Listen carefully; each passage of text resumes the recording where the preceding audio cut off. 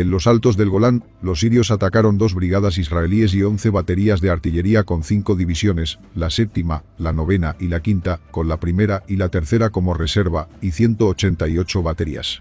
Ellos comenzaron su ataque con un ataque aéreo en alrededor de 100 aviones y una descarga de artillería de 50 minutos. Las brigadas frontales de las 3 divisiones luego penetraron las líneas de alto el fuego y sobrepasaron puestos de observación de las Naciones Unidas, seguidas por la fuerza de asalto principal, que estaba cubierta por las baterías antiaéreas móviles, las máquinas excavadoras que penetraron las zanjas antitanques, los lanzapuentes para superar obstáculos y los vehículos de desminado. Los vehículos de ingeniería fueron objetivos prioritarios para los artilleros israelíes y se llevaron fuertes pérdidas, pero los soldados de infantería sirios, desafiando el fuego intenso, avanzaron y utilizaron sus herramientas para construir y afianzar los terraplenes de tierra para los tanques, lo que les permitió superar las zanjas antitanques. En el inicio de la batalla, las brigadas israelíes de unos 3.000 soldados, 180 tanques y 60 piezas de artillería se enfrentaron contra 3 divisiones de infantería con grandes componentes blindados que comprendían 28.000 soldados sirios, 800 tanques y 600 piezas de artillería. Además, los sirios desplegaron 2 divisiones blindadas desde el segundo día en adelante. Cada tanque israelí desplegado en los altos del Golán estaba comprometido durante los ataques iniciales. Los comandos sirios que cayeron desde helicópteros también tomaron el más importante bastión israelí en el monte Hermón, que tenía una variedad de equipos de vigilancia. Una fuerza israelí que intentó un contraataque fue detenida por una emboscada siria.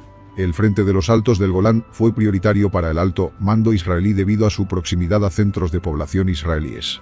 Si los sirios hubieran recuperado la zona, hubieran constituido una grave amenaza para las principales ciudades israelíes, como Tiberíades, Safed, Haifa y Netanya. Los reservistas se dirigieron al Golán con la mayor brevedad posible.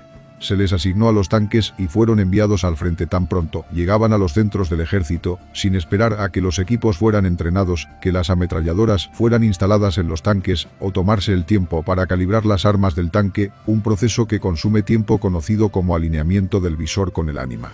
Los sirios habían calculado que las reservas israelíes demorarían por lo menos 24 horas para llegar a la línea de batalla, pero en realidad, las unidades de reserva comenzaron a llegar al frente a tan solo 15 horas después de que comenzara la guerra. Las fuerzas de reserva israelíes que se acercaron a los altos del Golán fueron sometidas a fuego de artillería siria dirigida desde el monte Hermón. Como los egipcios hicieron en el Sinaí, y los sirios se encargaron de permanecer al amparo de sus baterías AM. También como en el Sinaí, los sirios hicieron uso de armas antitanques soviéticas, aunque no eran tan eficaces como en el Sinaí, debido a los desniveles del terreno. La Fuerza Aérea de Israel perdió inicialmente 40 aviones por las baterías antiaéreas sirias, pero los pilotos israelíes pronto adoptaron una táctica diferente, volando bajo sobre Jordania y ascendiendo sobre el interior de las alturas del Golán, sorprendiendo a los sirios por el flanco y evitando muchas de sus baterías. La aviación israelí dejó caer tanto bombas convencionales como napalm, devastando las columnas blindadas sirias. Sin embargo, la Fuerza Aérea Siria golpeó repetidamente posiciones israelíes durante este periodo. En el segundo día de la guerra, la Fuerza Aérea Israelí trató de eliminar a las baterías antiaéreas sirias. Con nombre en código Doman 5, el intento fue un fracaso costoso. Los israelíes destruyeron una batería de misiles siria y perdieron 6 aviones. Las fuerzas sirias sufrieron grandes pérdidas mientras los tanques e infantería israelíes lucharon desesperadamente para ganar tiempo para que las fuerzas de reserva llegaran a la línea del frente y llevaron a cabo el bloqueo provisional acciones siempre que los sirios estaban a punto de romper el frente. Habiendo practicado en numerosas veces en los altos del Golán, los artilleros israelíes hicieron uso efectivo de la artillería móvil. Sin embargo, los sirios presionaron el ataque, a pesar de sus pérdidas, y los defensores ampliamente superados en número perdieron una serie de tanques. Al cabo de 6 horas del asalto inicial, la primera línea de defensa israelí fue invadida y cubierta por tropas sirias, pero los israelíes continuaron resistiendo. Una brigada de tanques sirios, pasando por la brecha de Rafid, volvió al noroeste hasta una ruta de poco uso conocida como la carretera Tapline, que corta diagonalmente el Golán. Esta carretera resultaría una de las principales articulaciones estratégicas de la batalla. Conducía directamente a los principales puntos de avance sirio a Nafa, que era no solamente la ubicación de los cuarteles generales israelíes, sino el cruce más importante en los altos. Durante la noche, las fuerzas israelíes lograron exitosamente hacer retroceder a las fuerzas sirias, numéricamente superiores. Los sirios estaban equipados con gafas de visión nocturna y golpearon con precisión. Los israelíes tenían que permitir que los sirios avanzaran por intervalos lo suficientemente cerca para el combate nocturno, y luego abrían fuego. Cada vez que los tanques sirios penetraban las líneas israelíes, los artilleros israelíes giraban inmediatamente sus torretas y los destruían antes de volver su atención a las fuerzas que se aproximaban. El comandante de tanques israelí Abidor Kaalani alineó sus tanques e inició una lluvia de disparos hacia el valle más allá de su posición, lo que llevó a los sirios a creer que se enfrentaban a un amplio ataque de tanques israelíes. Durante la noche, los sirios recuperaron algunas de las alturas que Israel había ocupado desde la Guerra de los 6 días, pero pronto fueron obligados a retroceder por un contraataque israelí. El capitán Zvika Grengol, que acababa de llegar sin estar asignado a ninguna unidad, luchó en batallas contra los blindados sirios durante 20 horas, a veces con su tanque solo y otras veces como parte de una unidad mayor, cambiando de tanques media docena de veces, ya que fueron destruidos. Grengol sufrió lesiones por quemaduras, pero permaneció en la batalla y en repetidas ocasiones se presentó en momentos críticos desde una dirección inesperada para cambiar el curso de un enfrentamiento. Por sus acciones recibió la más alta condecoración de Israel, la Medalla al Valor. Durante más de 4 días de combates, la 7ª Brigada Blindada israelí en el norte, comandada por Abidor Bengal, logró mantener la línea de la colina rocosa, defendiendo el flanco norte de su sede en Nafa, causando grandes pérdidas a los sirios. El general de brigada sirio Omar Abras murió a los 3 días de combate cuando su tanque de mando fue golpeado cuando se preparaba para un ataque. Sin embargo, los sirios continuaron presionando su ataque, y la brigada comenzó a debilitarse, ya que sufrió varias pérdidas. Por la tarde del 9 de octubre solo 6 unidades de la brigada de tanques se mantuvieron en acción, defendiendo un camino despejado hacia el norte de Israel. Después de que los tanques de la brigada dispararan sus últimas rondas, comenzaron a retirarse. Sin embargo, en ese momento, una fuerza de unos 15 tanques que habían sido unidas por el teniente coronel Yossi Ben Hanan llegó. Aunque el grupo era de hecho una fuerza impromptu de tanques reparados con hombres heridos entre sus tripulaciones. Los sirios, agotados por 3 días de lucha continua, creyeron que las reservas israelíes estaban llegando y comenzaron a retirarse. Hacia el sur, la brigada blindada Barak israelí fue privada de cualquier defensa natural. Los sirios se ralentizaron inicialmente por un campo de minas. Los artilleros de la brigada Barak infligieron graves pérdidas sobre los sirios con fuego de cañón preciso, pero los sirios continuaron empujando y la brigada Barak comenzó a sufrir fuertes bajas. Los israelíes continuaron luchando desesperadamente, con la esperanza de ganar tiempo para que las fuerzas de reserva llegaran a la línea del frente. En varios casos, algunas tripulaciones de los tanques se sacrificaron en lugar de ceder voluntariamente terreno. Por la noche, los sirios hicieron uso letal de la tecnología de infrarrojos, mientras que los israelíes respondieron con rondas de iluminación y proyectores de luz de xenón en sus tanques y llevaron a cabo una serie de pequeñas acciones de bloqueo. El comandante de brigada coronel Ben Soam fue muerto en el segundo día, junto a su segundo oficial y el oficial de operaciones, mientras que los sirios trataron desesperadamente de avanzar hacia el mar de Galilea y Nafa. En este punto, la brigada Barak dejó de funcionar como una fuerza cohesionada, aunque los tanques sobrevivientes y miembros de la tripulación continuaron luchando de forma independiente. Los sirios estaban a punto de alcanzar a los defensores israelíes en Nafa, sin embargo, detuvieron el avance en las afueras de Nafa a las 17 horas. La pausa duró toda la noche, permitiendo que las fuerzas israelíes formaran una línea defensiva. Se cree que los sirios habían calculado los avances estimados y los comandantes en el campo no querían apartarse del plan. La corriente en el Golán comenzó a cambiar mientras llegaban las fuerzas de reserva israelíes, que fueron capaces de contener el avance sirio. A partir del 8 de octubre, los israelíes comenzaron a empujar a los sirios de nuevo hacia las líneas de alto el fuego de antes de la guerra, infligiendo graves pérdidas de tanques. Otro ataque sirio al norte de Quneitra fue rechazado. Los altos del Golán eran demasiado pequeños para actuar como un amortiguador territorial efectivo, a diferencia de la península del Sinaí en el sur, pero resultó ser un bastión geográfico estratégico, y fue una clave fundamental en prevenir el bombardeo de las ciudades inmediatamente después. Los israelíes, que habían sufrido fuertes bajas durante los primeros 3 días de lucha, también comenzaron a depender en mayor medida de la artillería para desalojar a los sirios a largo plazo. El 9 de octubre, misiles tierra-tierra Frost 7 sirios golpearon la base de la Fuerza Aérea Israelí de Ramat David, matando a un piloto e hiriendo a varios soldados. Misiles adicionales atacaron asentamientos civiles. En represalia, 7 F-4 Phantom israelíes volaron hacia Siria y golpearon la jefatura del Estado Mayor sirio en Damasco. Los aviones atacaron desde el espacio aéreo libanés para evitar las regiones fuertemente defendidas alrededor de los altos del Golán, atacando una estación de radar libanesa a lo largo del camino. Los pisos superiores del centro de mando sirio y el comando de la Fuerza Aérea resultaron gravemente dañados. Un centro soviético cultural, una estación de televisión y otras estructuras cercanas también fueron golpeados por error. Un Phantom israelí fue derribado. El ataque obligó a los sirios a transferir unidades de defensa aérea de los altos del Golán a la retaguardia, lo que permitió a la Fuerza Aérea de Israel una mayor libertad de acción. El 9 de octubre, ya que las últimas unidades sirias estaban siendo expulsados de los altos del Golán, los sirios lanzaron un contraataque al norte de Quneitra. Como parte de la operación, intentaron desembarcar tropas helitransportadas en las proximidades del Rom. El contraataque fue rechazado, y 4 helicópteros sirios fueron derribados con pérdida total de vidas. Para el 10 de octubre la última unidad siria en el sector central fue obligada a retroceder más allá de la línea morada, la línea de alto el fuego de antes de la guerra. Después de 4 días de intensos e incesantes combates, los israelíes habían logrado expulsar a los sirios de todo el Golán. Una decisión ahora tenía que ser tomada, si las tropas israelíes debían detenerse en la frontera de 1967 o continuar avanzando en territorio sirio. El alto mando israelí pasó todo el 10 de octubre debatiendo esto hasta bien entrada la noche. Algunos estuvieron a favor de la retirada, lo que permitiría a los soldados reasignarse al Sinaí. La derrota de Shmuel Gonen en Izayon en el Sinaí había tenido lugar 2 días antes. Otros estuvieron a favor de continuar el ataque a Siria, a Damasco, inmovilizar a Siria y sacarla de la guerra, también restaurar la imagen de Israel como el poder militar supremo en el Oriente Medio y obtener una valiosa moneda de cambio una vez que terminara la contienda. Otros contestaron que Siria tenía fuertes defensas, zanjas antitanque, campos de minas y puntos fuertes, y que sería mejor combatir desde las posiciones defensivas de los altos del Golán, en lugar del terreno llano más profundo, en el caso de otra guerra con Siria. Sin embargo, la primera ministra Golda Meir se dio cuenta el punto más crucial de todo el debate: se necesitarían 4 días para mover una división al Sinaí. Si la guerra concluía durante este periodo, la guerra terminaría con una pérdida territorial de Israel en el Sinaí y ninguna ganancia en el norte.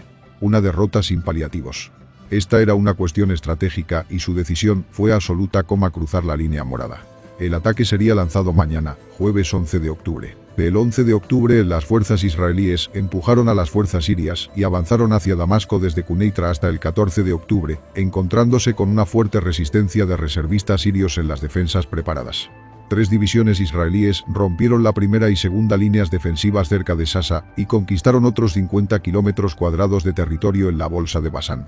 A partir de ahí, fueron capaces de bombardear las afueras de Damasco, a solo 40 kilómetros de distancia, utilizando artillería pesada M107.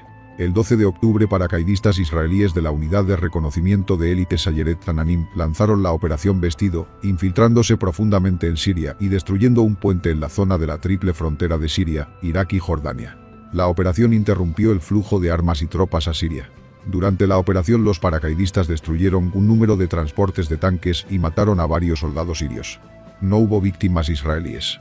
A medida que la posición siria se deterioraba, Jordania envió una fuerza expedicionaria a Siria. El rey Hussein, que había sido objeto de una intensa presión para entrar en la guerra, le dijo a Israel sobre sus intenciones a través de intermediarios de Estados Unidos, con la esperanza de que Israel acepte que esto no era un casus belli para justificar un ataque a Jordania. El ministro de Defensa israelí, Moshe Dayan, se negó a ofrecer ninguna garantía, pero dijo que Israel no tenía intención de abrir otro frente. Irak también envió una fuerza expedicionaria a Siria compuesta por la 3ª y 6ª División Blindada, unos 30.000 hombres, entre 250 y 500 tanques y 700 APCs. Cazas israelíes atacaron a las fuerzas iraquíes que llegaron a Siria. Las divisiones iraquíes fueron una sorpresa estratégica para la fuerza de defensa israelí, que había esperado un aviso de inteligencia de 24 horas sobre este tipo de movimientos. Esto se convirtió en una sorpresa operativa, ya que los iraquíes atacaron el expuesto flanco sur del avance de los blindados israelíes, obligando a sus unidades avanzadas a retirarse a pocos kilómetros con el fin de evitar que el cerco. Los contraataques de sirios, iraquíes y jordanos impidieron cualquier ganancia israelí adicional. Sin embargo, no fueron capaces de empujar de regreso a los israelíes desde la bolsa de Basán y sufrieron fuertes pérdidas en sus enfrentamientos con los israelíes. El ataque más efectivo tuvo lugar el 20 de octubre, aunque las fuerzas árabes perdieron 120 tanques en ese ataque. La Fuerza Aérea Siria atacó las columnas israelíes, pero sus operaciones fueron muy limitadas debido a la superioridad aérea israelí, y sufrió fuertes pérdidas en combates aéreos con los aviones israelíes. El 23 de octubre una gran batalla aérea tuvo lugar cerca de Damasco, durante la cual los israelíes derribaron 10 aviones sirios. Los sirios señalaron una cantidad de bajas israelíes similar. Las fuerzas de defensa israelíes también destruyeron el sistema sirio de defensa de misiles. La Fuerza Aérea de Israel utilizó su superioridad aérea para atacar objetivos estratégicos en Siria, incluyendo las importantes plantas de energía, equipos de gasolina, puentes y carreteras principales. Los ataques debilitaron el esfuerzo de guerra sirio, interrumpieron los esfuerzos soviéticos para transportar equipo militar en Siria y perturbaron la vida normal en el interior del país.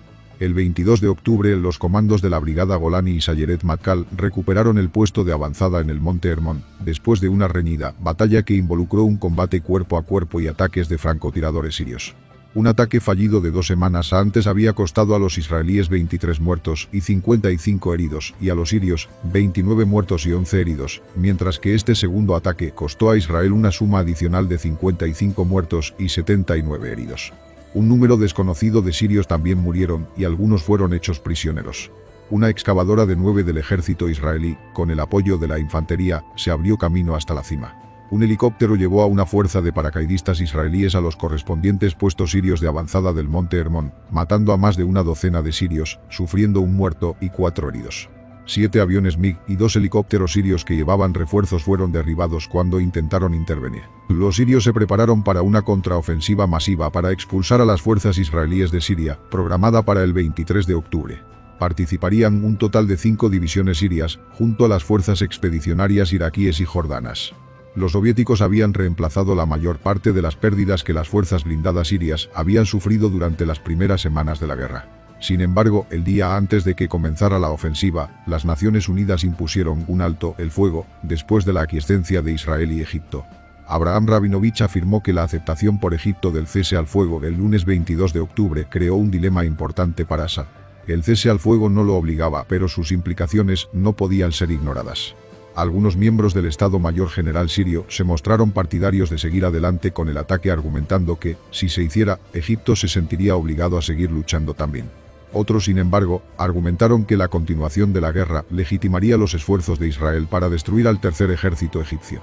En ese caso, Egipto no vendría a la ayuda de Siria cuando Israel volviera todo su poder hacia el norte, destruyendo la infraestructura siria y tal vez atacando a Damasco. En última instancia, el presidente sirio Hafez al-Assad decidió cancelar la ofensiva. El 23 de octubre, el día en que comenzaría la ofensiva, Siria anunció que había aceptado el alto el fuego y ordenó a sus tropas detenerse, mientras que el gobierno iraquí ordenó el retorno de sus fuerzas. Tras el alto el fuego de la ONU, hubo constantes intercambios de artillería y escaramuzas, y las fuerzas israelíes continuaron ocupando posiciones en el interior de Siria.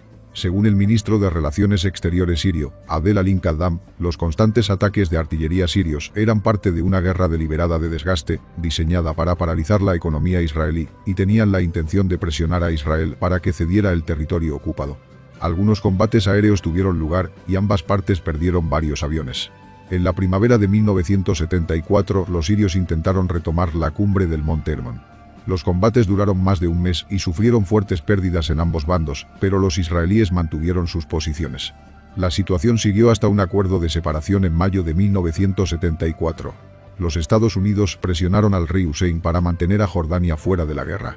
Aunque el rey jordano inicialmente se abstuvo de entrar en el conflicto, en la noche del 12 al 13 de octubre, tropas jordanas desplegaron a la frontera jordano-siria para reforzar las tropas sirias, y las fuerzas jordanas se unieron a los ataques de Siria e Irak contra posiciones israelíes el 16 y el 19 de octubre. Hussein envió una segunda brigada al frente del Golán el 21 de octubre. Según el historiador Asaf David, los documentos desclasificados estadounidenses demuestran que la participación jordana era solo una señal para preservar el estatus del rey Hussein en el mundo árabe. Los documentos revelan que Israel y Jordania tenían un entendimiento tácito de que las unidades jordanas tratarían de mantenerse fuera de la lucha e Israel trataría de no atacarlas. El ejército israelí avanzó a una distancia de 40 kilómetros de Damasco, desde donde pudieron bombardear las afueras de Damasco usando la artillería pesada M107.